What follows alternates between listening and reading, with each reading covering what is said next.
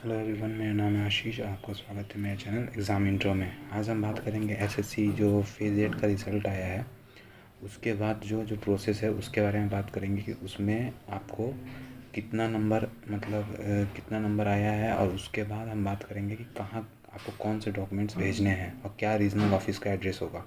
उन सब चीज़ों के बारे में डिटेल स्क्रूटनी कैसे होगी, क्या होगा आगे का प्रोसेस, सब चीज़ के बारे में जानेंगे। सो बने रहिए वीडियो में। उससे पहले प्लीज़ चैनल को सब्सक्राइब कीजिए, वीडियो को लाइक कीजिए, जितना हो सके उतना शेयर कीजिए। सो सबसे पहले हम देखते हैं कि जो ग्रेजुएशन लेवल का जो यह मैंने अभी निकाला है नोटिस, वो ग्रेजुएशन लेवल का है। इसमें दो चीज़ आपको पता होना चाहिए।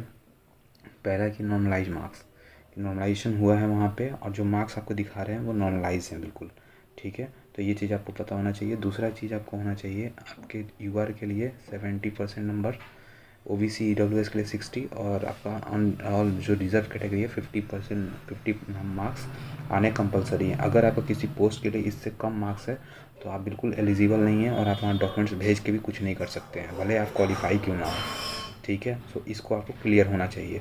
उसके बाद हम देखते हैं क्या कि इसमें क्या क्या चीज़ें इंपॉर्टेंट है, सबसे ज़्यादा ज़रूरी। देखिए, जो वैकेंसीज़ हैं उसका जो अगर लगभग आपका पता है, मैंने पहले ही बोला था, उसमें लोगों ने बहुत बोला, डांटा, गाली दिया कि हाँ ऐसा नहीं हो सकता है कि इतने ज़्यादा बच्चों को लिया जाए। अभी आपको समझ में आ रहा होगा। अगर आपकी वैकेंसी 100 से ज़्यादा है या 100 है तो उसमें एक सीट पे 10 बच्चों को लिया गया है डीबी के लिए। अगर आपकी सीट्स जो अभी 100 से अगर कम होती हैं तो अप टू 5 होती हैं, तो उसमें 1:20 पे लिया जाता है, ठीक है। अगर 5 से कम होती हैं तो उसमें सिर्फ सीट भर बच्चे लिए जाते हैं, या 1 या 2 एक्स्ट्रा लिए जाते हैं। तो ये टोटल सिनेरियो है। उसके बाद देखिए, जो ग्रेजुएशन लेवल में दिखा रहा है, टोटल जो स्टूडेंट्स क्वालिफाई हैं 13,479 हैं, ठीक है। उसमें आपका एससी का दे रखा है 1822, एसटी का दे रखा है 915, और ओबीसी का है 2,958, और ईडब्ल्यूएस का 688, और यूआर का है 6,653, ठीक है।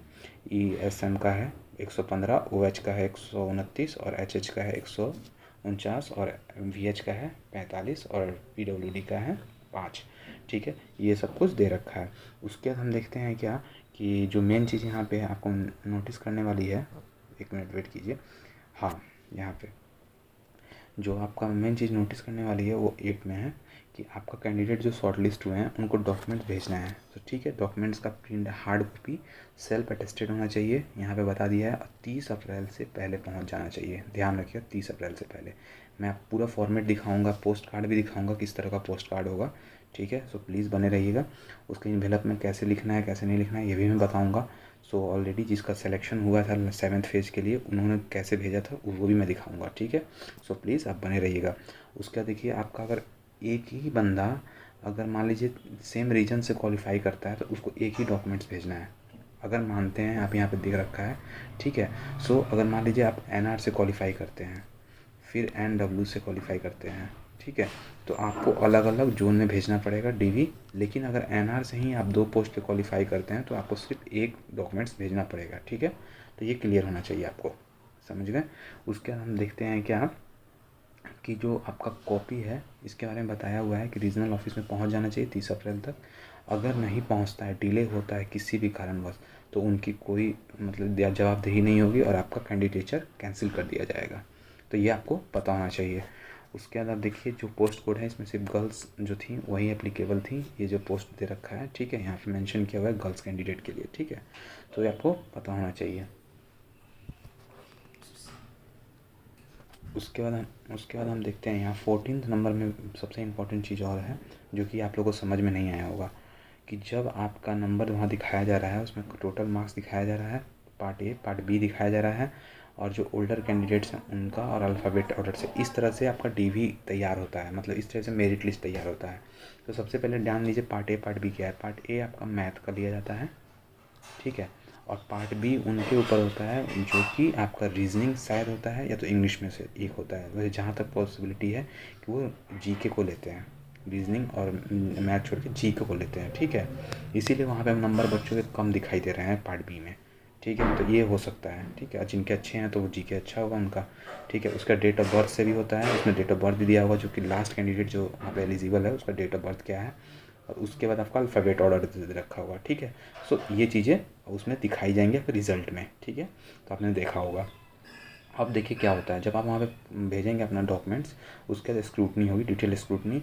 और यही प्रॉब्लम है एसएससी का फेज सिलेक्शन पोस्ट के साथ कि वो 2 बार स्क्रूटनी करता है, ठीक है। पहला स्क्रूटनी जो नॉर्मली होगा, जिसमें कि हाँ सब कुछ है कि नहीं, आपको कि बुलाया जाए कि नहीं। उसके बाद आपको बुलाया जाएगा, तो आपको बुला के वहाँ पर आपसे डॉक्यूमेंट्स चेक किए जाएंगे। उसके बाद आपका मेरिट लिस्ट आएगा, तो मेरिट लिस्ट में आपका नाम आता है तो ठीक है, ज्वाइनिंग दिया जाएगा। नहीं आता तो कोई बात ही नहीं है, फिर नेक्स्ट बार के लिए तैयारी करिए, ठीक है। तो ये आपको क्लियर होना चाहिए। उसके बाद आप देखिए कि बोला जाता है कि जो मार्क्स है, आप देख लीजिए 18 नंबर पे क्लियर किया हुआ है, जो कैंडिडेट के मार्क्स है वो डिस्क्लोज नहीं किए जाएंगे इस स्टेज पे, जब तक आपका शॉर्ट लिस्टेड नहीं किया जाए प्रोविजनली। अगर प्रोविजनली आपको शॉर्ट लिस्ट कर दिया गया है, मेरिट लिस्ट बन गया है, तब जाकर के मार्क्स डिस्क्लोज होंगे। तो इसको आपको ध्यान रखना होगा। अब हम जो ये हो गया है कि इसके बारे में हम समझ गए, अब क्या क्या डॉक्यूमेंट्स भेजने हैं इसके बारे में बात करते हैं। पहले हम इससे पहले अपना रीजनल ऑफिस का एड्रेस देख लेते हैं। अगर आपके पोस्ट कोड में CR लिखा हुआ है तो सेंट्रल रीजन है, ER लिखा हुआ है तो ईस्टर्न रीजन है, NW लिखा है तो नॉर्थ वेस्टर्न रीजन है, अगर आपका NR लिखा हुआ है तो नॉर्दर्न रीजन है, ठीक है। तो इस टाइप से है। तो आप देखिए यहाँ पे आप सेंट्रल रीजन का जो आपका दे रखा है, ये आपका एड्रेस है, आप देख सकते हैं। रीजनल डायरेक्टर दे रखा है, स्टाफ सिलेक्शन कमीशन, उसका 34A जो भी दे रखा है आप देख सकते हैं। मैं धीरे धीरे इसको पुश कर देता हूँ कि जिससे कि आपको पता चल जाए।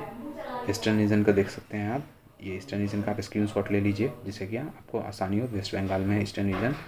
उसका देखिए जो कर्नाटका और केरला के लिए जो आता है KKR आता है, उसके लिए कर्नाटका में है इसका हेड ऑफिस, रीजनल ऑफिस, तो आप उसका भी ले सकते हैं स्क्रीनशॉट।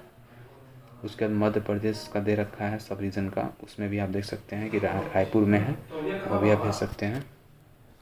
उसके बाद हम देखेंगे कि जो नॉर्थ ईस्टर्न रीजन है उसका भी दे रखा है, जहाँ पे गुवाहाटी असम में है उसका रीजनल ऑफिस, उसका नॉर्थन रीजन में है। यहाँ पे देखते हैं हम कि नॉर्दर्न रीजन है, नॉर्दर्न रीजन का जो दे रखा है दिल्ली में, आपका जो एड्रेस है वो दिल्ली है। उसका नॉर्थ वेस्टर्न रीजन का आप देख सकते हैं चंडीगढ़ का है, जो कि आपको वहाँ भेजना है। सो ये हो गया रीजनल ऑफिस। अब देखते हैं कौन कौन से डॉक्यूमेंट्स, साउदर्न रीजन का भी देख लीजिए जो कि आपका तमिलनाडु में है, उसका भी आप स्क्रीनशॉट ले सकते हैं। और आपका वेस्टर्न रीजन है जो कि महाराष्ट्र में है, मुंबई में, उसका भी आप स्क्रीनशॉट ले लीजिए, आपको जहाँ भेजना हो। उसके अंदर मैं बताऊँगा कैसे लिखना है, क्या लिखना है, क्या क्या डॉक्यूमेंट्स चाहिए, ठीक है। अब देखिए हम आगे देखते हैं फेज 8 का डॉक्यूमेंट्स क्या क्या रिक्वायर्ड है। पहले तो 10th की मार्कशीट, उसके बाद 10th की पासिंग सर्टिफिकेट एक होता है वो भी आपको चाहिए, 12th की मार्कशीट, 12th का पासिंग सर्टिफिकेट भी चाहिए आपको, ध्यान रखिएगा। उसके बाद आप स्क्रीनशॉट ले सकते हैं इसका। उसका 10th का माइग्रेशन और आपका 12th का माइग्रेशन भी चाहिए आपको, जो कि आपको मिलता है माइग्रेशन सर्टिफिकेट दोनों का, 10th और 12th दोनों का। उसका ग्रेजुएशन का ऑल ईयर का आपका मार्कशीट चाहिए, ठीक है। जितने भी आपने पढ़े होंगे आपने ऑल ईयर का मार्कशीट आपको देना पड़ेगा, जितने भी सेमेस्टर्स होते हैं सबकी मार्कशीट। उसके बाद आपका प्रोविजनल सर्टिफिकेट या डिग्री दोनों में से कोई एक दे सकते हैं आप। उसके बाद आधार कार्ड का फ़ोटोकॉपी देना ही है, कंपलसरी है। एप्लीकेशन फॉर्म तो भैया इतना कंपलसरी में, इसके बिना तो रिजेक्ट ही है आपका फॉर्म, ठीक है। एप्लीकेशन फॉर्म का एक फ़ोटो वहाँ भेजना पड़ेगा, फ़ोटो, ठीक है। 2 फोटोग्राफ साथ में रख दीजिएगा आप, ठीक है, जो कि आपने एप्लीकेशन फॉर्म को भरते समय रख दिया हुआ था, ध्यान होना चाहिए आपको। उसके बाद आपका एक्सपीरियंस सर्टिफिकेट, NOC जो भी आपको है, आपके पास आपको डिमांड है जो गवर्नमेंट जॉब, गवर्नमेंट एम्प्लॉय से था NOC, वो आपको भेजना पड़ेगा। उसके बाद आप देखिए सबसे ज़्यादा इंपॉर्टेंट है सेल्फ अटेस्टेड होना चाहिए सारे सर्टिफिकेट्स। सो नो डाउट आपको सेल्फ अटेस्टेड कर देना है। उसके बाद देखिए कि क्या कैसे होना चाहिए, देखिए हम बात करते हैं, 1 मिनट वेट। अब देखिए, अब यहाँ पे देख सकते हैं आप कि अगर हम इसको देखते हैं कि मान लीजिए ये आपका A4 साइज़ का फ़ोटोग्राफ है, मतलब ये पेज है, तो उसमें देखिए सबसे पहले आप ऊपर निकलेगा पासपोर्ट साइज़, आप वहाँ पे जाके पोस्ट मांगेगा, जो कि लिफाफा होता है इनवेलप, तो दे देंगे A4 साइज़ का। उसमें से ऊपर में लिखिएगा ग्रेजुएशन है या आपका मैट्रिक है, आपका सेकेंडरी है, ठीक है।